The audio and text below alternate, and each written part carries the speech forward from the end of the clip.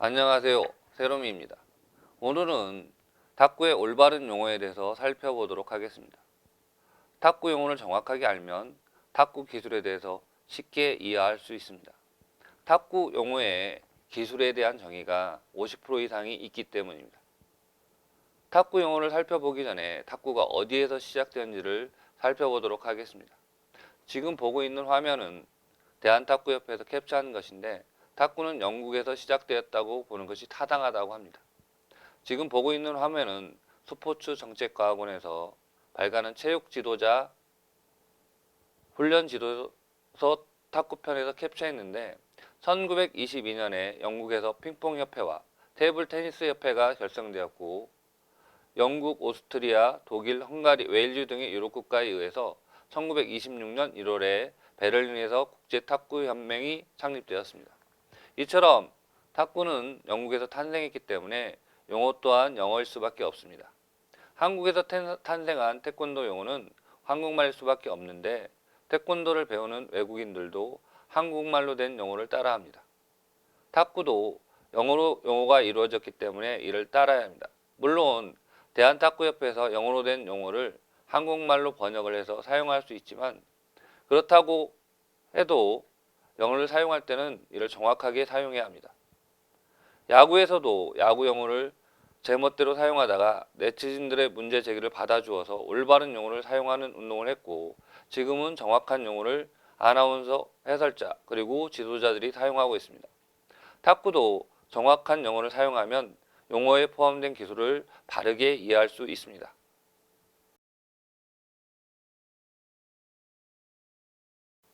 탁구 용어를 올바르게 사용해야 한다는 문제 제기는 제가 처음이 아닙니다. 지금 보고 있는 화면은 솔찬님의 블로그 글인데 2017년 8월에 탁구 용어를 잘못 사용해서 나타나는 페어와 올바른 용어에 대해서 정의를 하고 있습니다. 그리고 선수를 가르치는 일선 코치님들이 자신의 글을 꼭 읽어보았으면 하면서 호소를 하고 있습니다. 솔찬님뿐만 아니라 한국의 탁구 기술에 대해서 번역을 해서 고슴도치 카페에 소개하고 운영했던 고슴도치님도 올바른 용어를 사용해야 한국 탁구가 발전한다고 호소를 했고 올바른 용어를 사용하지 않는 회원들에게 일일이 잘못된 점을 지적했습니다. 한국 탁구 현장에서는 국적불명의 용어들이 지배하고 있는데 이를 바꾸기는 쉽지 않을 겁니다. 하지만 탁구 발전을 위해서는 정말 필요한 사항이기 때문에 또한 야구는 수십 년간 사용한 국적불명의 용어를 바꿨기 때문에 탁구도 용어를 바꿀 수 있다고 생각합니다. 솔찬님 블로그를 보면 정확한 탁구 용어를 알 수 있는데 이 자료를 보면서 이런 논의가 확산되기를 바라면서 솔찬님이 정의한 용어들을 가능하면 국제탁구연맹이 소개하는 기술들을 가지고 소개를 하겠습니다.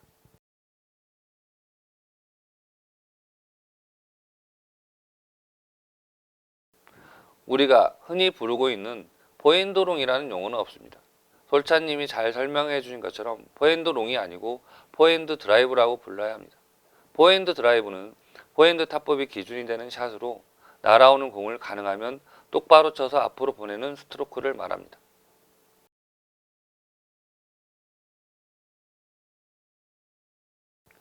우리가 흔히 부르고 있는 백핸드 쇼트는 백핸드 드라이브로 불러야 합니다.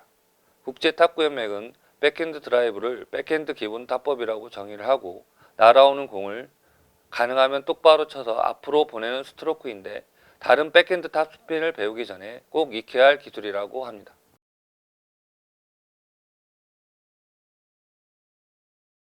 우리가 흔히 부르고 있는 포핸드 드라이브는 포핸드 탑스핀이나 포핸드 루프를 불러야 합니다.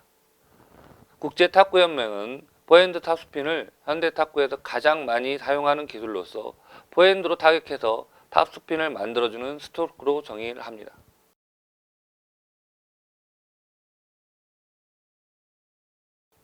우리가 흔히 부르고 있는 백핸드 드라이브는 백핸드 탑스핀이나 백핸드 루프로 불러야 합니다. 국제탁구연맹은 백핸드 탑스핀을 포핸드 탑스핀과 더불어서 가장 많이 사용하는 기술로서 백핸드로 타격해서 탑스핀 즉 전진 회전을 만들어주는 스트로크로 소개합니다.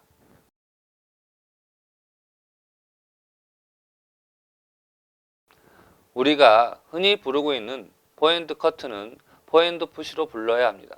커트는 자른다는 의미가 있어서 커트라고 하면 다른 이미지를 연상시킬 수 있습니다. 영어권에서 부르고 있는 푸시로 불러야 정확한 의미가 전달됩니다. 이는 국제탁구연맹에서도 마찬가지인데 제가 거기에 걸맞는 영상을 찾을 수가 없어서 컬러스핀에서 소개하는 영상으로 대체합니다.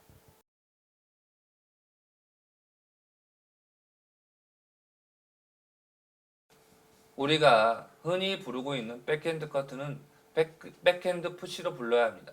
커트는 자른다는 의미가 있어서 커트라고 하면 다른 이미지를 연상시킬 수 있습니다. 영어권에서 부르고 있는 푸시로 불러야 정확한 의미가 전달됩니다. 이는 국제탁구연맹에도 마찬가지인데 제가 거기에 걸맞는 영상을 찾을 수가 없어서 킬러 스핀에서 소개하는 영상으로 대체합니다. 커트가 아닌 푸시로 부르면 밀어주는 기술을 명확하게 알 수 있습니다. 국제탁구연맹에서도 리시브 기술의 기본은 짧은 푸시가 기본이라고 설명하고 있습니다. 국제탁구연맹에서도 커트가 아닌 푸시로 부르고 있습니다.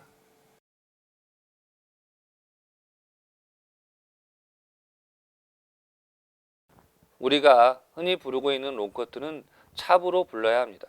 솔찬님이 찾은 자료에 하면 탁구대에서 떨어져서 상대가 친 드라이브나 탑스핀에 대해서 하회전으로 방구하는 기술을 찹이라고 합니다. 주세혁 선수가 보여주고 있는 기술이 찹인데 포핸드 찹과 백핸드 찹으로 불러야 합니다.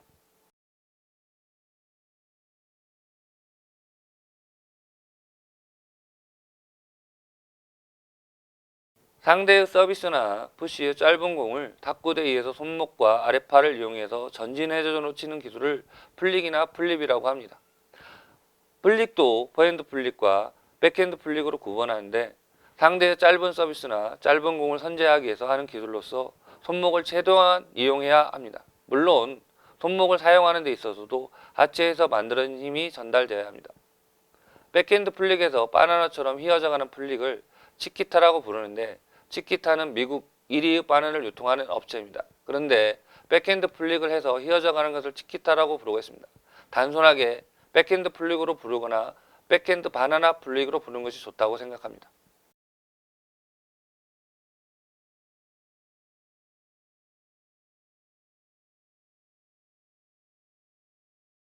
블록은 테이블 가까이에서 상대의 강한 공격을 막아내는 수비적인 기술을 말합니다. 이런 기술을 부를 때도 국적불명의 쇼트라고 부르지 않고 블록이라고 정확하게 불러야 합니다. 블록은 국제탁구연맹에 소개하듯이 포핸드 블록과 백핸드 블록이 있습니다. 탁구는 영국에서 시작되어서 탁구 용어가 영어로 되어 있습니다. 용어를 정확하게 알면 탁구 기술을 보다 쉽고 정확하게 이해할 수 있습니다. 그런데 한국에서는 국적불명의 영어가 너무 많이 사용되어지고 있습니다.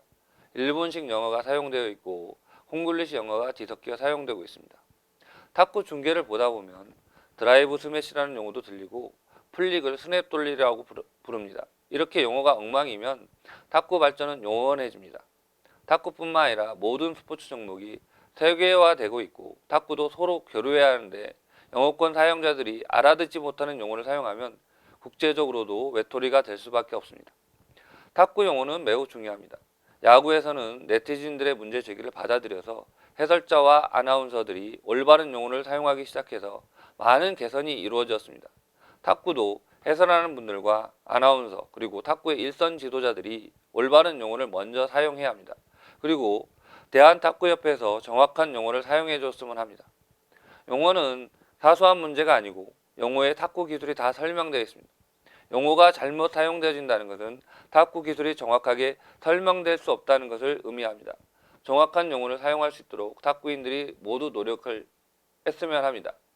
한국에서 잘못 사용하고 있는 커트, 커트 스트로크, 커트볼, 하프 발리 이런 용어들이 사라지고 푸시, 하회전에 대한 탑스핀, 하회전공, 전진회전공, 백핸드 드라이브 이런 정확한 용어들이 빠른 시간 안에 사용됐으면 합니다. 유튜브에 영상을 올리는 분들도 정확한 용어를 사용해서 올려주었으면 합니다.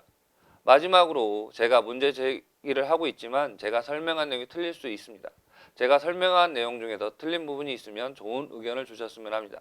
하지만 저는 용어를 올바르게 사용하는 것이 정말로 중요하고 한국 탁구 발전에 도움이 된다고 확신을 합니다. 감사합니다.